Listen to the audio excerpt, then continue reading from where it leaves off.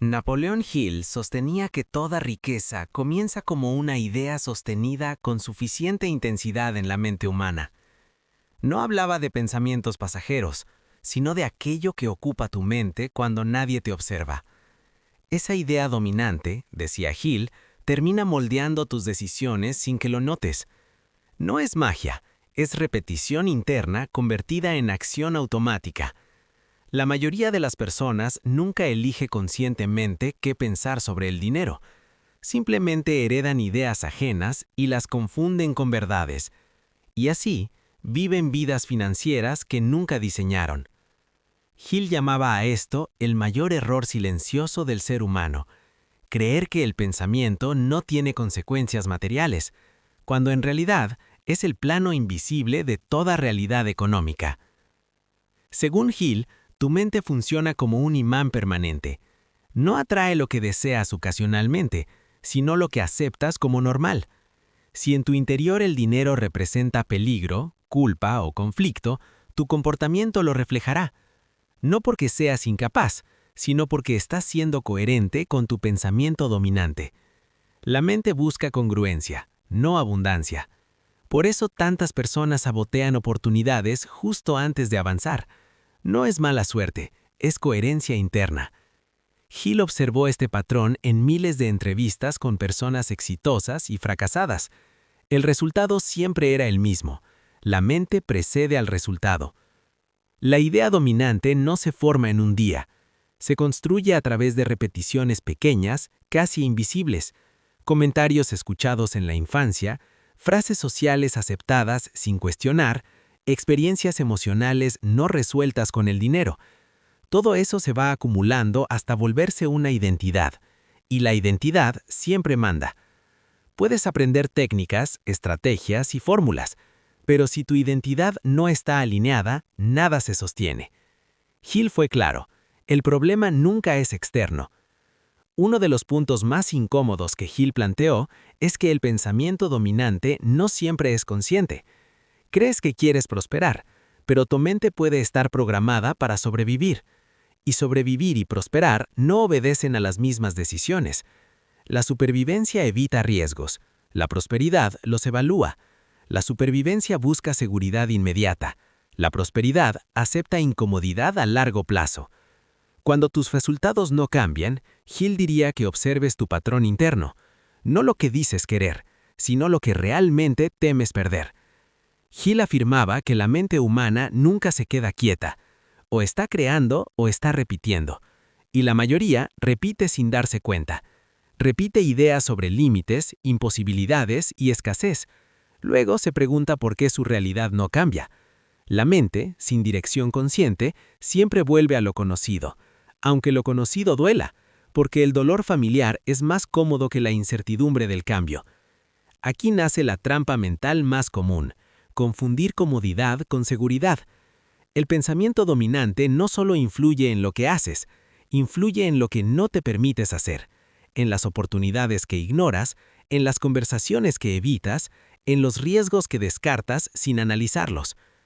Hill decía que la pobreza comienza como una renuncia interna, una renuncia silenciosa a imaginar algo distinto, no por falta de capacidad, sino por exceso de condicionamiento. Por eso, el primer paso no es financiero, es mental. Hill nunca prometió riqueza rápida, prometió claridad. Y la claridad es peligrosa para una mente dormida, porque cuando entiendes que tu realidad financiera es una extensión de tu pensamiento dominante, ya no puedes culpar al entorno. La responsabilidad regresa a su origen, a lo que aceptas como verdad, a lo que repites internamente sin cuestionar, a lo que decides alimentar cada día. Hill sabía que esta idea incomoda, pero también sabía que libera. La mente acepta instrucciones constantemente, de los medios, de la familia, de la cultura. Hill proponía algo radical para su época, elegir conscientemente qué ideas permitir que se queden.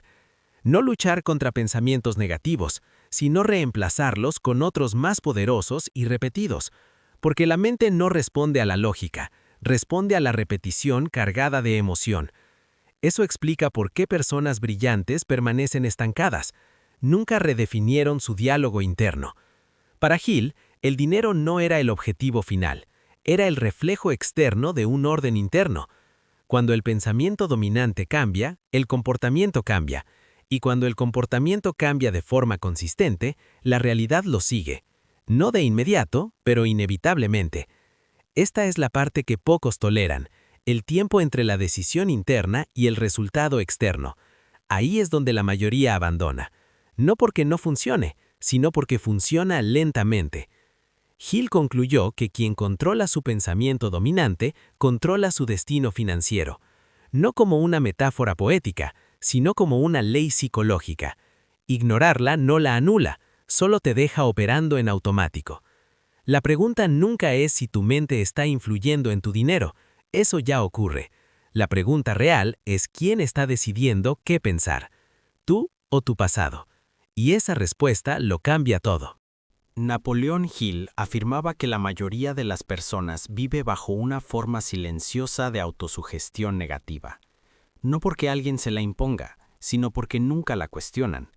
La mente repite lo que escucha con más frecuencia, y casi nunca lo que analiza con más profundidad.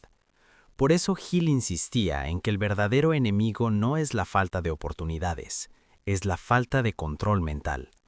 Una mente sin dirección siempre termina obedeciendo ideas ajenas, y esas ideas rara vez están diseñadas para tu prosperidad, sino para tu conformidad, para que no incomodes el sistema. Hill observó que las personas que acumulaban riqueza sostenida tenían algo en común. No pensaban igual que la mayoría, pero tampoco se sentían superiores. Simplemente habían decidido qué ideas aceptar y cuáles descartar. Eran selectivos con su diálogo interno. Entendían que cada pensamiento repetido se convierte en una orden, y que la mente no distingue entre una broma constante y una creencia real. Si repites que el dinero es difícil, la mente actúa en consecuencia. No por castigo, sino por obediencia. La mente siempre obedece al patrón dominante. Hill hablaba del miedo como el gran arquitecto de la pobreza. No el miedo evidente, sino el miedo racionalizado. Miedo a fracasar disfrazado de prudencia. Miedo a destacar disfrazado de humildad. Miedo a perder disfrazado de responsabilidad. Estos miedos no paralizan de golpe, desgastan lentamente la iniciativa, te vuelven reactivo en lugar de creativo. Hill decía que el miedo no se elimina luchando contra él, se disuelve cuando la mente adopta un propósito claro, un propósito sostenido. El propósito definido era, para Hill, una obsesión saludable, no una meta vaga, no un deseo ocasional, sino una idea que organiza tus decisiones diarias. Cuando el propósito es claro, la mente deja de dispersarse, y cuando la mente se enfoca, el comportamiento se alinea. Hill insistía en que la riqueza llega como consecuencia, nunca como objetivo aislado, porque quien persigue dinero sin propósito termina vacío, y quien persigue propósito con claridad termina atrayendo recursos. La mente reconoce coherencia y la recompensa. Hill advertía sobre el hábito de postergar, no como un problema de tiempo, sino de identidad. La procrastinación es una forma elegante de autosabotaje. Te hace sentir ocupado sin avanzar. Te da la ilusión de control sin compromiso real.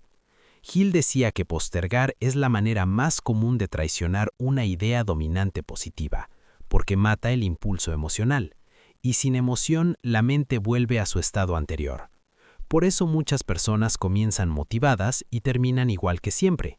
No fallaron por falta de talento, fallaron por falta de continuidad mental. Uno de los conceptos más profundos de Hill es la fe aplicada, no como creencia religiosa, sino como certeza emocional repetida. La fe, para Hill, es la decisión de actuar antes de ver resultados, no porque seas ingenuo, sino porque entiendes cómo funciona la mente.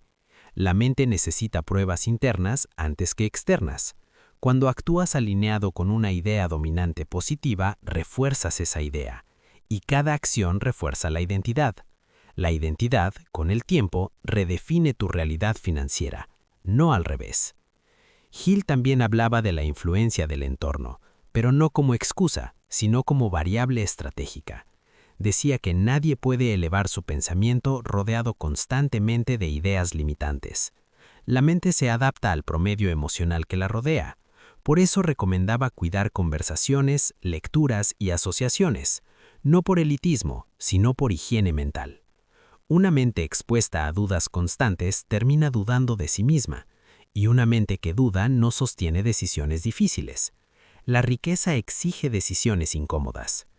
Hill afirmaba que el mayor obstáculo no es la ignorancia, es el exceso de opiniones ajenas. Cuando escuchas demasiadas voces, pierdes la tuya, y cuando pierdes tu voz interna, pierdes dirección. El pensamiento dominante se debilita, se fragmenta, y una mente fragmentada no crea resultados sólidos. Por eso Hill recomendaba momentos de silencio, no como práctica espiritual, sino como estrategia mental. El silencio permite escuchar la idea dominante real, no la que finges tener. La mente, decía Hill, siempre busca justificar sus resultados. Si no cambias el pensamiento, justificas la escasez. Si no cambias la identidad, racionalizas el estancamiento. Y mientras racionalizas, no transformas. Hill fue brutalmente honesto en este punto. Nadie sale de la mediocridad financiera sin incomodarse mentalmente, porque el cambio no comienza en el banco, comienza cuando una idea nueva entra en conflicto con tu identidad actual. Ese conflicto es la señal correcta, no el problema. Hill entendía que este proceso no es rápido, y justamente por eso funciona, porque filtra a quienes solo buscan resultados inmediatos. La mente necesita tiempo para reorganizarse, para soltar viejos patrones, para aceptar nuevas órdenes. Quien resiste ese proceso vuelve a lo conocido. Quien lo atraviesa nunca vuelve a pensar igual. Y cuando el pensamiento cambia de forma irreversible, la realidad no tiene otra opción que seguirlo. Napoleón Hill dejó claro que la riqueza comienza cuando dejas de negociar contigo mismo, cuando una idea deja de ser opcional, cuando ya no preguntas si es posible, sino cómo sostenerla. La mayoría abandona justo en ese punto, no porque no pueda, sino porque no está dispuesta a redefinirse. Hill entendía que el dinero es un subproducto del carácter, y el carácter se forma cuando sostienes una idea, incluso cuando no hay aplausos, incluso cuando no hay resultados visibles, especialmente cuando nadie está mirando. Hill insistía en que cada persona vive bajo una filosofía dominante, aunque no lo sepa. Esa filosofía dirige sus decisiones financieras, emocionales y sociales. Si crees que el dinero llega con suerte, actuarás como alguien que espera. Si crees que el dinero es escaso, competirás con miedo. Si crees que el dinero es una extensión del valor que aportas, construirás. Hill no enseñaba a pensar positivo, enseñaba a pensar con responsabilidad, porque cada pensamiento sostenido exige una consecuencia, y la vida siempre responde a lo que sostienes por más tiempo. Uno de los mensajes más incómodos de Hill es este: no existe riqueza sin disciplina mental. No existe libertad financiera sin autogobierno. No existe abundancia externa sin orden interno. La mente indisciplinada busca excusas. La mente entrenada busca estructuras. Por eso Hill hablaba tanto de hábitos, no como rutina vacía, sino como mecanismos que protegen tu idea dominante. Los hábitos correctos blindan tu pensamiento contra la duda. Hill también fue claro con algo que pocos aceptan. El entorno no cambia primero. Cambias tú, y luego el entorno se ajusta.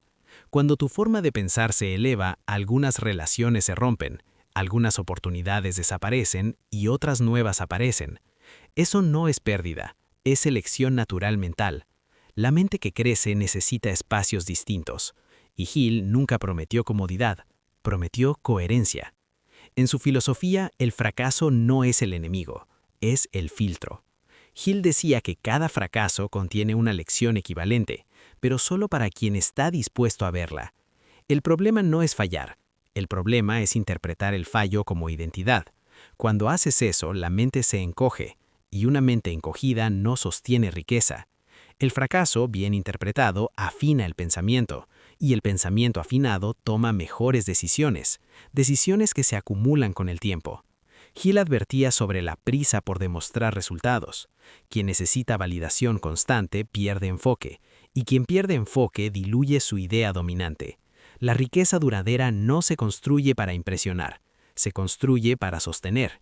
sostener decisiones difíciles, sostener procesos largos, sostener silencio cuando otros dudan. Hill sabía que la mente que resiste la presión social desarrolla independencia, y la independencia mental es la base de cualquier libertad real. Al final, Hill no hablaba solo de dinero, hablaba de poder personal, del poder de dirigir la mente en lugar de ser dirigido por ella, del poder de elegir qué creencias alimentar, del poder de sostener un propósito sin negociar. El dinero es solo la evidencia visible de ese poder invisible. Por eso muchos buscan riqueza y pocos la mantienen, porque no todos están dispuestos a transformarse primero. La mente siempre cobra ese precio. Este no es un camino popular, nunca lo fue, pero es coherente, y la coherencia, con el tiempo, siempre produce resultados. Napoleón Hill no dejó fórmulas mágicas, dejó principios incómodos, principios que exigen responsabilidad mental diaria. Quien los adopta, cambia su relación con el dinero, y quien cambia su relación con el dinero, cambia su destino. No por suerte, sino por diseño. Si algo queda claro después de Hill, es esto. No persigas dinero, diseña la mente capaz de sostenerlo, porque el dinero siempre encuentra a quien puede manejarlo, y siempre huye de quien solo lo desea. La diferencia no está en el mercado, está en la mente que se presenta ante él.